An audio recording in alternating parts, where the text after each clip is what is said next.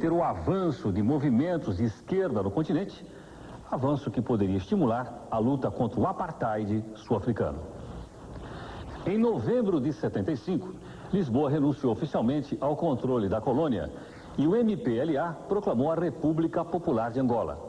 Mas foi um difícil começo para uma nova república.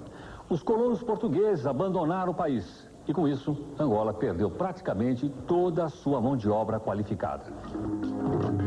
O novo governo tinha como presidente Agostinho Neto. Em 76, o MPLA assumiria o controle da maior parte do território e conquistaria o reconhecimento internacional. A UNITA, liderada por Jonas Savimbi, prosseguiria a guerrilha com o apoio dos Estados Unidos. Em 1979, com a morte de Agostinho Neto, o novo presidente seria José Eduardo dos Santos.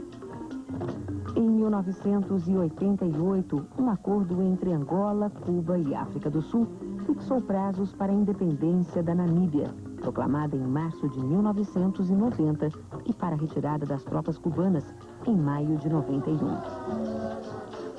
No mesmo mês, um novo acordo entre o governo e a UNITA estabeleceram a convocação de eleições democráticas, realizadas em setembro de 92. José Eduardo dos Santos foi confirmado presidente nas urnas, mas a UNITA não aceitou o resultado e reiniciou a guerra civil. Os combates devastaram o país e provocaram a fome em grande escala. Segundo dados da ONU, 1,5 milhão de angolanos estavam ameaçados de morrer de inanição em 1993.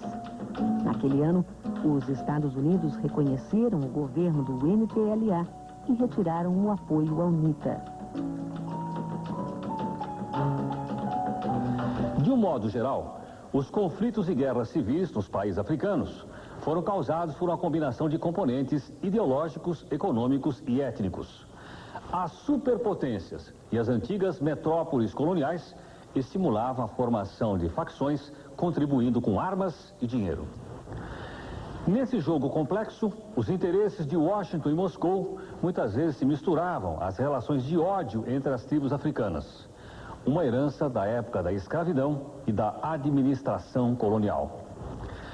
Esse emaranhado de conflitos étnicos e geopolíticos está bem representado pela história da África do Sul, iniciada ainda no século XVII, época da chegada dos holandeses à região. Durante todo o período da Guerra Fria, a África do Sul foi tratada pelas superpotências na condição de país mais industrializado do continente africano. Os europeus chegaram à região sul-africana em 1487, quando o navegador português Bartolomeu Dias contornou o Cabo da Boa Esperança. A partir do século XVII, os imigrantes holandeses, inicialmente interessados em explorar a rota comercial para a Índia, passaram a considerar a região como sua pátria. Em 1806, os ingleses tomaram a cidade do Cabo e se instalaram no lugar, lutando contra os nativos negros e contra os descendentes de holandeses, chamados de boeres. Os choques atravessaram todo o século XIX, provocando movimentos migratórios dos boeres para o nordeste do país, onde fundaram duas repúblicas, o Transvaal e o Estado Livre de Orange. Na passagem para o século XX, a Guerra dos Boeres resultou na vitória dos ingleses. Os estados boeres foram anexados pela coroa britânica. Em 1910, juntaram-se as colônias do Cabo e de Natal para constituir a União Sul-Africana. Os negros, no entanto, eram a imensa maioria da União Sul-Africana e constituíam uma ameaça ao domínio da minoria branca. Ingleses e boeres, que passaram a se denominar afrikaners, fecharam em 1911 o primeiro acordo para aprovação de leis segregacionistas contra a população negra, para minimizar a inferioridade numérica. A política de segregação racial seria oficializada em 1948, com a ascensão do Partido Nacional. O candidato Daniel Malan, simpatizante do nazismo, elegeu-se usando na campanha a palavra apartheid, que em afrikaner significa separação. O apartheid impedia o acesso dos negros à propriedade da terra, à participação política e às profissões mais bem remuneradas. Também confinava os negros em áreas separadas. Foram proibidos os casamentos e as relações sexuais entre pessoas de raças diferentes.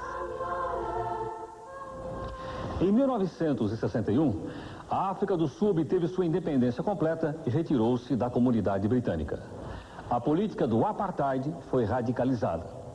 A partir de 71, os negros foram confinados nos Bantustões, nações tribais instaladas numa área correspondente a 13% do território sul-africano. O objetivo dos Bantustões era dividir a população negra, acentuando as diferenças históricas e culturais entre as tribos. Além disso, os governantes negros dos Bantustões passaram a apoiar o apartheid, sistema que lhes assegurava o privilégio do poder local. A oposição ao regime segregacionista tomou corpo na década de 60, quando o CNA, Congresso Nacional Africano, uma organização negra fundada em 1912, lançou uma campanha de desobediência civil. Nascia ali a semente de uma longa luta que culminaria no fim do apartheid nos anos 90. A luta na África do Sul começou a sensibilizar a opinião pública mundial ainda em 1960. A polícia racista matou 67 negros durante uma manifestação liderada pelo Congresso Nacional Africano em Sharpeville, uma favela a 80 quilômetros de Joanesburgo.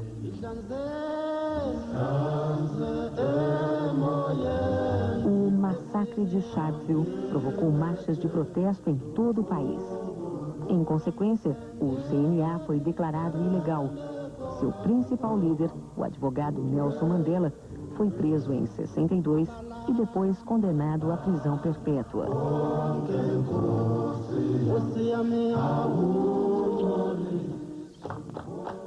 A dominação branca começou a perder força com o processo de descolonização em toda a África, principalmente após o fim do Império Colonial Português e a queda do governo de minoria branca da Rodésia, atual Zimbábue, em 1980.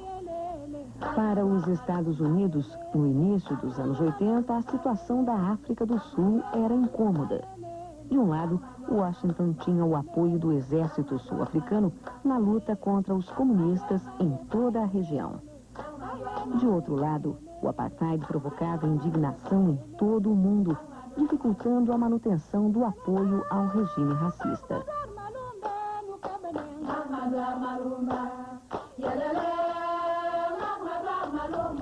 Do ponto de vista dos capitalistas, o apartheid não era um regime interessante, porque limitava o acesso da população negra ao mercado de consumo.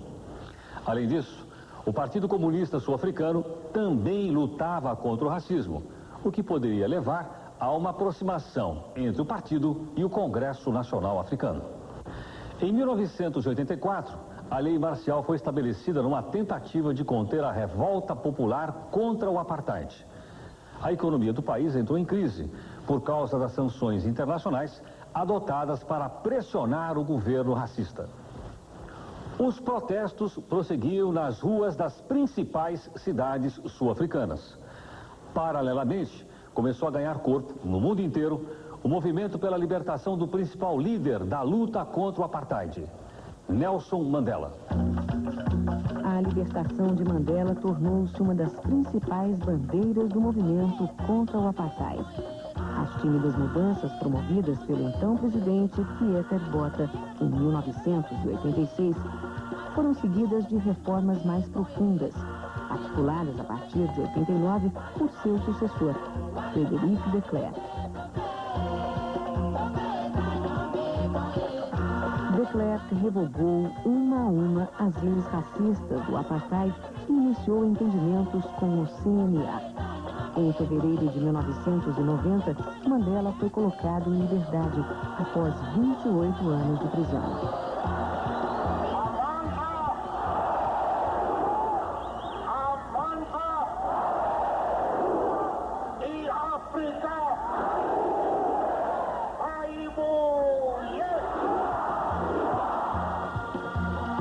As reformas de Frederic de Klerk foram apoiadas em plebiscito realizado em 92. Foi a última consulta popular restrita à população branca. 2 anos depois, em abril de 94, foram realizadas as primeiras eleições multirraciais da história da África do Sul.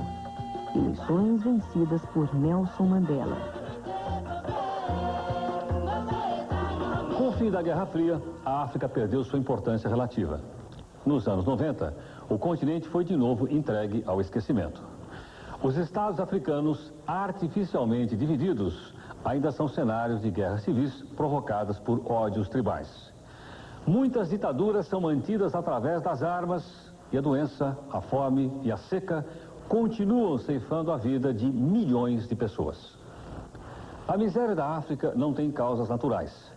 Ela é um legado da escravidão, da dominação colonial e, na segunda metade do século XX, do jogo entre as superpotências durante a Guerra Fria. O mundo tem uma dívida para com a África, uma dívida infinita.